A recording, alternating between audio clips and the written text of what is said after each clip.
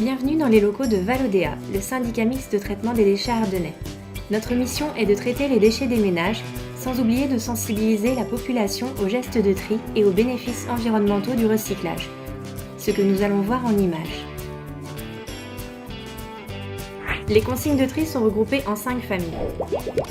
Il y a tout d'abord le papier, le carton, les briques alimentaires, les bouteilles et flaconnages en plastique et les emballages métalliques. À noter, il ne faut pas laver nos emballages. Ils seront lavés à l'usine de recyclage. Il vous suffit juste de bien les vider et vous pouvez également les aplatir pour gagner un maximum de place dans votre sac de tri. Une fois arrivés au centre de tri, ces matières sont triées, séparées, puis compactées dans une presse à balles afin de gagner un maximum de place dans les camions qui les emmèneront ensuite dans les usines de recyclage. Mais revenons-en aux matières recyclables. Alors commençons par le papier. Alors le papier, on peut le mettre dans le tri. Le papier d'écriture et de lecture, non froissé et non souillé. Évitez aussi de le déchirer. Donc c'est par exemple les journaux, les magazines, les publicités, les enveloppes, les cahiers, bref, le papier d'écriture et de lecture. Alors il faut éviter aussi de mettre le papier absorbant, les essuie-tout et les essuie-mains. Voilà. Même s'ils contiennent le mot papier, ils n'iront pas dans le tri, donc cela à part. Donc une fois collectés, ils seront triés au centre de tri où ils seront envoyés directement à l'usine de recyclage par camion et ils ne seront pas compactés comme les autres matières, nous le verrons tout à l'heure, puisque comme ça, le papier garde toute sa qualité. Et une fois arrivé à l'usine de recyclage, le papier va être recyclé. Pour ce faire, il faut le transformer en pâte à papier, comme celle-ci. Une fois mouillé, le papier va être aussi désancré grâce à l'ajout d'un produit, en l'occurrence l'eau oxygénée. Donc voici toute l'encre retirée. Et une fois terminée cette étape, nous allons lisser le papier, puis le faire sécher pour l'enrouler sur de grosses bobines qui va être découpé et ensuite envoyé vers des imprimeurs pour pouvoir refaire les journaux, les magazines, les publicités ou pourquoi pas ce cahier recyclé. Nous voici dans une gigantesque usine de recyclage du papier. Située à Rouen, le papier arrive ici après avoir été trié dans les centres de tri, puis laissé en vrac, c'est-à-dire laissé tel quel dans la benne ou compressé en balles. 460 000 tonnes de papier sont recyclées chaque année dans cette entreprise.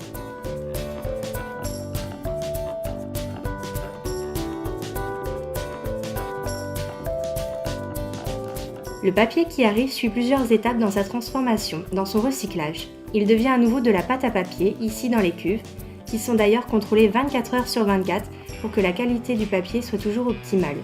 Ensuite, le papier est séché, enroulé dans d'immenses bobines qui sont ensuite découpées et emballées pour devenir à nouveau notre papier quotidien de lecture ou d'écriture.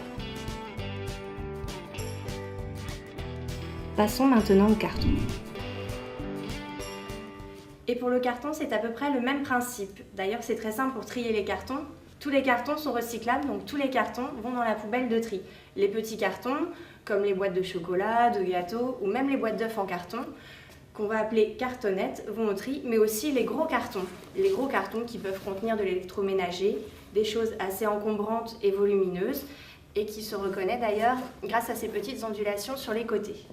Par contre, pour les gros cartons, il faut bien penser à les mettre dans le bac de tri si c'est possible ou dans le sac de tri, mais ne surtout pas les laisser sur le côté car pendant la collecte, ils pourront être mouillés et souillés, donc c'est-à-dire sales ou vraiment mouillés, et dans ces cas-là, ils ne seront pas collectés et donc ne seront pas recyclés. Une fois collecté, le carton arrive au centre de tri, est trié séparément et est mis en balle. Une balle, en fait, c'est la matière qui va être compactée en gros cubes et maintenue avec du gros fil de fer.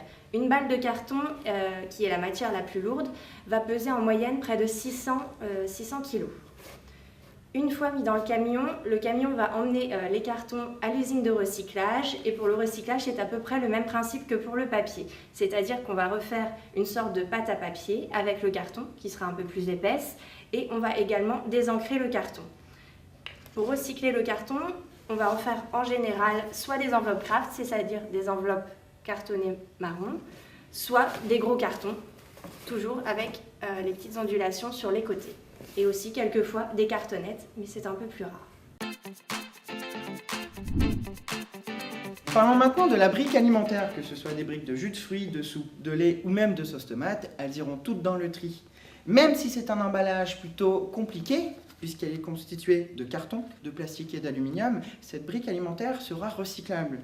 Il faudra la mettre dans un pulpeur, une sorte de mixeur géant avec de l'eau, et toutes les matières vont se séparer.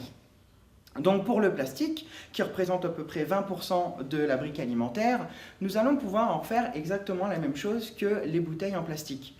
Pour l'aluminium, qui représente environ 5%, nous allons pouvoir le transformer en papier d'aluminium, puisqu'il est déjà très fin à la base. Et pour le carton, qui représente 75%, nous allons pouvoir en faire toutes sortes de choses. Pourquoi pas du papier cadeau, ou alors des rouleaux d'essuie-tout, de l'essuie-main, ou même du papier toilette. Et ce rouleau de papier toilette, il est de couleur marron. Et oui, puisqu'il est fabriqué avec le carton de la brique alimentaire, qui est lui-même marron. Et le carton, il est fabriqué avec du bois, qui est marron. Donc en fait, ce rouleau de papier toilette, il est beaucoup plus écologique. Et maintenant, il y a une nouvelle matière qui est fabriquée à partir de briques alimentaires, enfin à partir de l'aluminium et du plastique. Ça s'appelle l'écohélène, et c'est une matière qui ressemble à ceci. Ce yo-yo et ce stylo ont été fabriqués avec.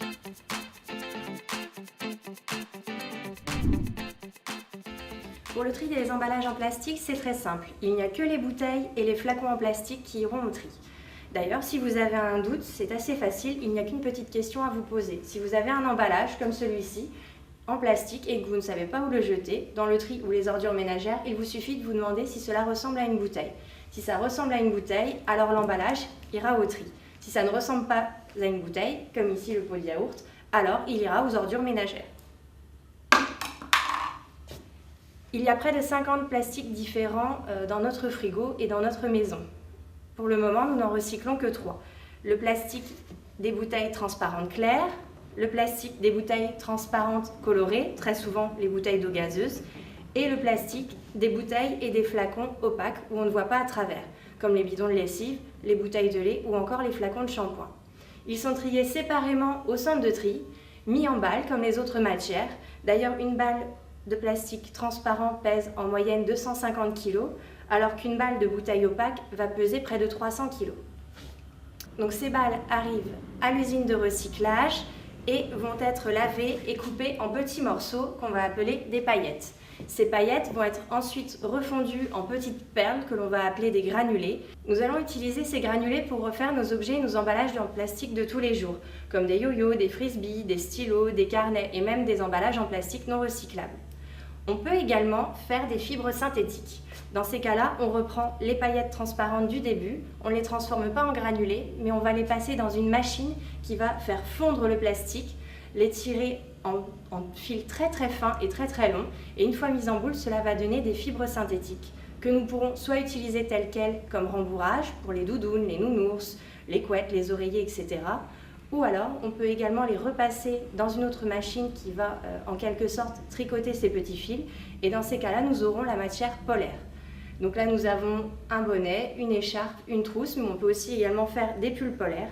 D'ailleurs, pour avoir mon pull aujourd'hui, il a fallu recycler près de 27 bouteilles comme celle-ci. Et voici la dernière famille d'emballages. Ce sont les emballages en métal. Les boîtes de conserve, les bombes aérosols, les bidons de sirop, les boîtes de gâteaux, les canettes et même les barquettes en aluminium. Ce sont des emballages en métal, ça ira dans le tri. Et peu importe que ce soit en acier, en aluminium, c'est recyclable. Une fois arrivé au centre de tri, le métal va être séparé automatiquement grâce à un électroaimant qui va permettre de retirer tout ce qui est en acier de tout ce qui est en aluminium. Alors l'acier, une fois séparé, sera compacté en petits paquets, comme celui-ci, qui pèse environ une quarantaine de kilos. Et pour l'aluminium, lui, il sera compacté en balles, qui pèsent environ 300 kilos.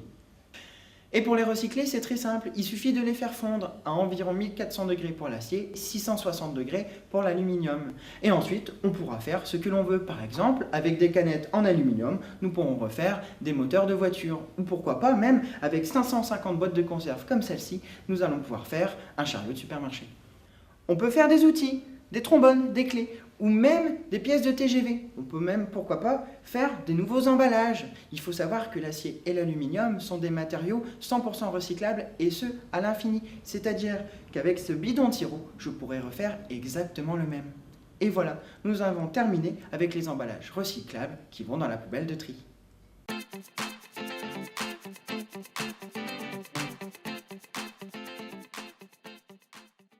Mais il n'y a pas que le sac de tri. Et oui, il y a aussi le tri des emballages en verre qui vont dans la benne ou conteneur à verre.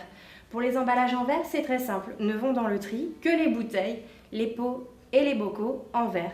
Que ce soit du verre blanc, du verre marron, du verre vert, et même quelquefois on peut trouver des couleurs assez originales qui iront aussi dans la benne à verre.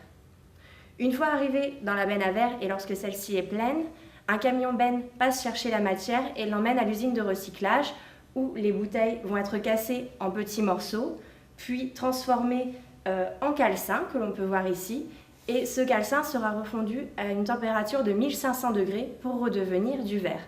En général, on va recycler le verre plutôt en bouteille de champagne et en bouteille de vin de couleur verte. Par contre, pour le tri du verre, on va juste se limiter aux emballages. On va éviter de mettre tout ce qui est vaisselle et objets en verre comme des vases, des cruches, des verres à boire, car ce ne sont pas les mêmes matières. Même si on appelle cela du verre et si ça casse de la même façon, si je jette mon verre à boire dans la benne à verre, il ne pourra pas être recyclé car il ne fondra pas à la même température et le souci c'est que l'on va retrouver une bouteille en verre recyclée avec des morceaux de verre à l'intérieur qui n'auront pas fondu et malheureusement la matière sera gaspillée. Et donc il est très important de trier et de pouvoir recycler le verre car c'est une matière qui est très lourde et qui va mettre énormément de temps à se décomposer si elle est jetée aux ordures ménagères. Car si elle est jetée dans notre sac noir habituel, elle finira enfouie dans une alvéole à l'installation de stockage des déchets non dangereux et mettra plus de 4000 ans à disparaître, alors qu'elle pourrait être recyclée, comme l'acier et l'aluminium, recyclables à 100% et à l'infini. Le tri de toutes ces matières permet de préserver l'environnement, puisqu'en effet, quand on va recycler ces matières, on va économiser des matières premières, c'est-à-dire des ressources naturelles, comme par exemple le bois pour le papier et le carton. Nous allons aussi économiser de l'eau et de l'énergie, puisqu'il est beaucoup plus simple de recycler du papier en papier que du bois en papier. Et donc, c'est grâce à toutes ces économies que nous allons préserver l'environnement. Il est donc très important de trier, car sans tri, pas de recyclage. Et sans le tri, tout partirait à l'installation de stockage des déchets non dangereux, c'est-à-dire le centre d'enfouissement. Tout serait enterré. Et donc, tout serait perdu, prendrait de la place pour des milliers d'années, le temps de leur dégradation, et donc nous serions obligés d'aller chercher des matières premières à chaque fois. Le tri évite aussi cela.